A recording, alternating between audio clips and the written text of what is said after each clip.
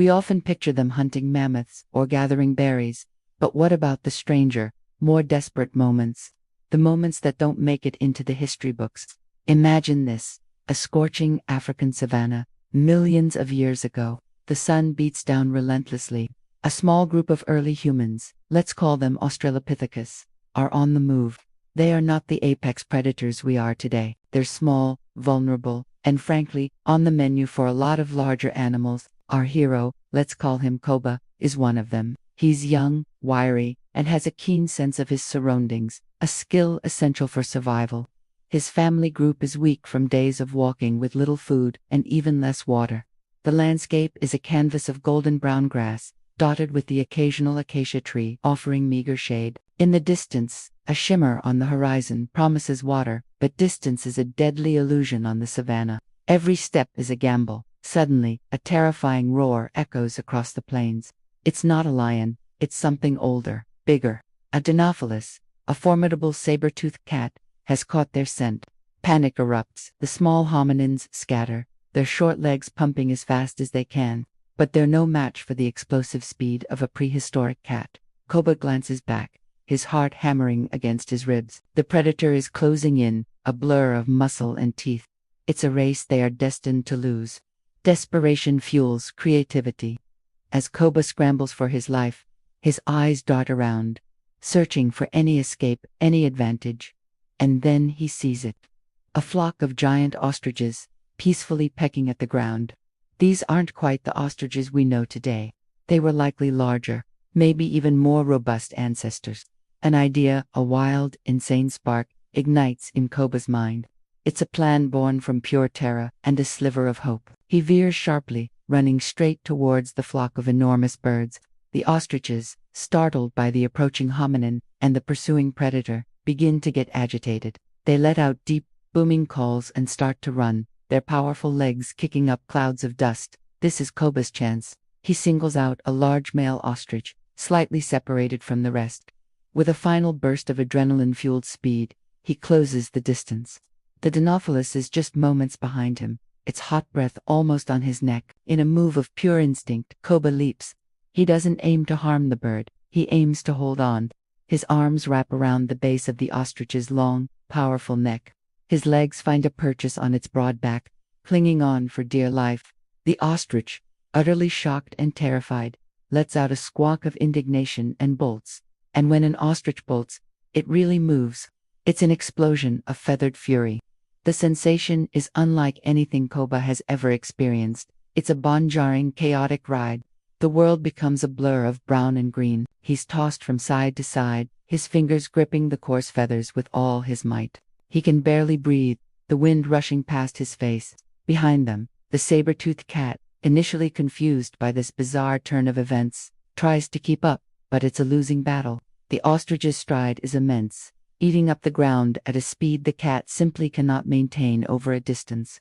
Slowly, the roars of the frustrated predator fade into the background. Koba is still clinging on, his knuckles white, his body screaming with effort. The ostrich shows no sign of slowing down. It's running on pure panic, carrying its unexpected passenger across the savanna. This isn't a graceful ride. It's a desperate, lurching gallop. Koba has no control. He is completely at the mercy of this giant, panicked bird. He just has to hold on and hope it eventually gets tired. Minutes stretch into what feels like an eternity. The landscape whips by. Koba catches glimpses of his family group, far behind, now small figures watching in stunned disbelief. They are safe. His crazy, impossible plan actually worked. A wave of relief washes over him, so powerful it almost makes him lose his grip. He did it. He outran a saber-toothed cat by hitching a ride on a prehistoric bird. Eventually, the ostrich's panic begins to subside. Its pace slows from a frantic sprint to a brisk, but more manageable, trot. It's still moving fast, but the violent bucking has eased. Koba, exhausted and battered, knows he can't stay on forever. He needs to get off, but how?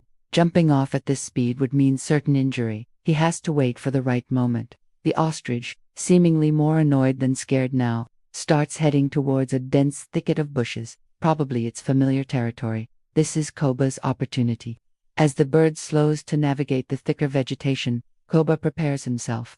When it ducks under a low-hanging branch, he lets go, tumbling into a dusty pile of leaves and dirt. He lies there for a moment, every muscle in his body aching, his heart still pounding. He's bruised, scratched, and utterly exhausted, but he's alive. The ostrich, finally free of its unwanted rider, gives one last indignant squawk and disappears into the bushes. Koba pushes himself up, wincing. He looks back in the direction he came from. The sun is lower in the sky now. He's miles away from where he started, alone. The relief of survival is quickly replaced by a new kind of fear. He has no idea where he is, and the savannah is just as dangerous at dusk as it is at midday. But Koba is a survivor. He takes a deep breath, assessing his new surroundings. He can smell water more clearly now. The ostrich, in its blind panic, ran directly towards the water source that had seemed so far away before. He follows the scent and soon finds himself at the edge of a small, muddy waterhole. He drinks deeply, the cool water a balm to his parched throat. He is safe, at least for the moment. Now comes the hard part, finding his family. He climbs a small rocky outcrop, giving him a better vantage point. He scans the horizon, his sharp eyes searching for any sign of his group, and then he sees a thin wisp of smoke rising in the distance. A signal. His family was smart. After witnessing his miraculous escape, they must have regrouped and made a small, controlled fire to guide him back. Fire was a new and powerful tool for them, a beacon of safety in a dangerous world. Hope surges through him once more. With a renewed sense of purpose, Koba begins the long walk towards the smoke. The journey is tense. Every rustle in the grass makes him jump. But this time, it's different. He's not just running from fear. He's moving towards hope. He thinks about what just happened. The terror, the speed, the sheer absurdity of riding an ostrich. A story to tell around the fire for generations. A story that would probably sound so unbelievable, no one would ever believe it. As night falls, he finally reaches the camp. His family rushes to greet him, a mix of relief and utter amazement on their faces. They touch him, checking to see if he's real, chattering excitedly. They had seen the whole thing from a distance, a tiny figure on a giant bird, outrunning death itself. That night, sitting by the warmth of the fire, Koba, through gestures and sounds, recounts his adventure. He mimics the leap, the frantic ride, the wind in his face. His family listens, enthralled. In that moment, Koba wasn't just a survivor. He was a hero. His story, the story of the day a human rode an ostrich, became a legend. A reminder that in the face of impossible odds, ingenuity and a little bit of crazy can make all the difference. It's a testament to the resilience of our ancestors, who used their wits to overcome challenges we can barely imagine. So next time you see an ostrich, maybe give it a little nod of respect. It might just be descended from the bird that saved one of our very own. Thanks for watching. If you enjoyed this journey back in time, don't forget to like, subscribe, and hit that notification bell for more stories about our incredible past. See you next time.